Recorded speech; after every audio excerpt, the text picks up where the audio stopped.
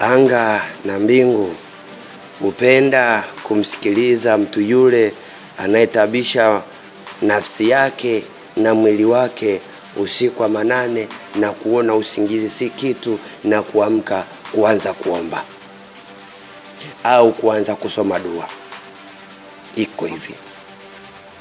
Kuna muda Mungu anakuja usiku wa manane ili akuamshe wewe uliye na majaribu uweze kuomba ili majaribu yako yaweze kukoma. Lakini anapokuja kwako Mwenyezi Mungu ili akuamshe, anakuta wewe umelala fofofo.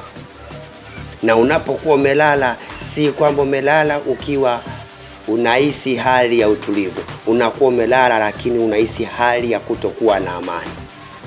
Na unapolala ule usingizi wa kutokuwa na amani, inakupelekea kwamba ule muda wa kuamka kwenda kuomba unakosa. Unahisi kwamba ule usiku wa manane ndio unaenda kuvamiwa. Kumbe ndio usiku ambao unapaswa wewe kuamka na kupaza sauti ili Mwenyezi Mungu aweze kusikiliza dua zako. Wale waliokomaa katika kiroho wanasema Mwenyezi Mungu hupenda sana kusikiliza maombi ya mtu ambaye anaomba usiku wa manane. Hata tukienda kwenye uganga, na mganga naye anapenda sana kutumia muda wake ule wa usiku wa manane kwenda kuvunja nazi njia panda. Ndiyo maana nimekuletea video hii, inaonesha sana asilimia kubwa ni mwezi ukiwa unawaka usiku wa manane. Topic yetu inasema maombi ya usiku wa manane au dua ya usiku wa manane. Unaposema mimi nataka kuomba, usiombe kwa kuangalia masaa, wala usiombe kwa kusema mimi niko na mwenzangu akinisikia itakuwaje. Maombi yako ni yako na mwenzako ni mwenzako. Maombi yako anayejua thamani yake ni Mungu pamoja na wewe mwenyewe. Hivyo basi usiache kuomba usiku wa manane. Ikiwa Mwenyezi Mungu amekukirimia karama ya kuamka usiku wa manane na kuanza kuomba, omba, usikate tamaa. Na wewe mwenye jaribu la kukimbiliwa na watu ambao ni sahihi kwenye maisha yako, yani wamekukimbia watu sahihi kwenye maisha yako, jitahidi sana kuomba usiku wa manane. Kwa sababu usiku wa manane ndio usiku ambao anga limetulia, mbingu imetulia, hata na sauti ambazo zingeweza kusababisha wewe ushindwe kuelewa ni nini ambacho kinaendelea katika maombi, sauti zote zitakuwa zimekata. Unaposema unaanza kuomba, amini ya kuwa Mungu yuko anakusikia. Na siku zote unaposema unaomba usiku wa manane, usidhani unaomba katika hali ya kawaida. Unaomba katika hali ya utisho wa ajabu. Kwa sababu unapokuwa unaomba, mchawi anakuwa yuko mlangoni. Unapokuwa unaomba, shetani anakuwa yuko mlangoni. Unapokuwa unaomba, magonjwa yanakuwa yuko mlangoni. Unapokuwa unaomba, mapepo yanakuwa yuko mlangoni. Unapokuwa unaomba, majini yanakuwa yuko mlangoni.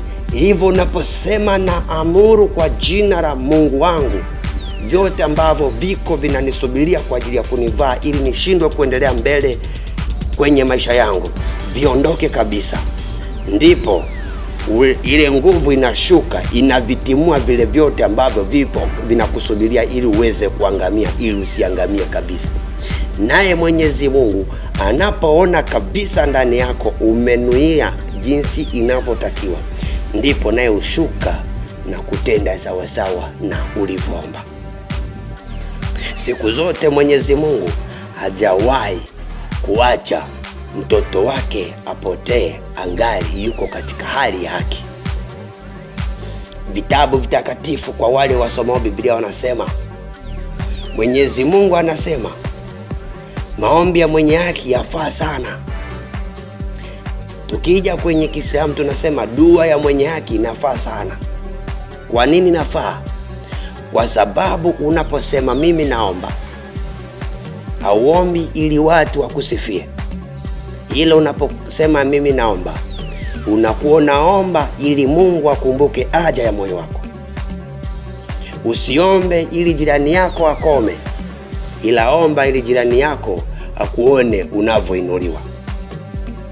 Usiombe ili maadui waanguke, ila omba ili maadui waone jinsi unavyopiga hatua kwenda mbali zaidi. Usiombe ili mama yako wa kambo akome kukupa mateso, hapana, ila omba Mungu akupe neema ya mama wa kambo aone jinsi unavyotoka sehemu moja kwenda sehemu nyingine. Pia usiombe ili watu wote washuhudie unavyofanya, ila omba ili watu wote washikwe aibu. Kwa nini? Walikuona ufai, kumbe wewe ni bora zaidi ya wale ambao waliona kwamba haufai. Siku zote Mwenyezi Mungu anawapenda wale watu ambao wanaomba pasipo kuwa na visasi ndani ya mioyo yao. Usiombe maombi ya visasi, omba maombi Mwenyezi Mungu akukumbuke katika lile hitaji lako. Tunarudi kwenye topic yetu, inasema maombi yana nguvu yale ya usiku wa manane. Karibu, usisahau ku like na comment na kushare na kusubscribe, na kusubscribe katika channel yangu inayopatikana YouTube. Hii ni account yangu mpya, inaenda kwa jina la Uncle Don.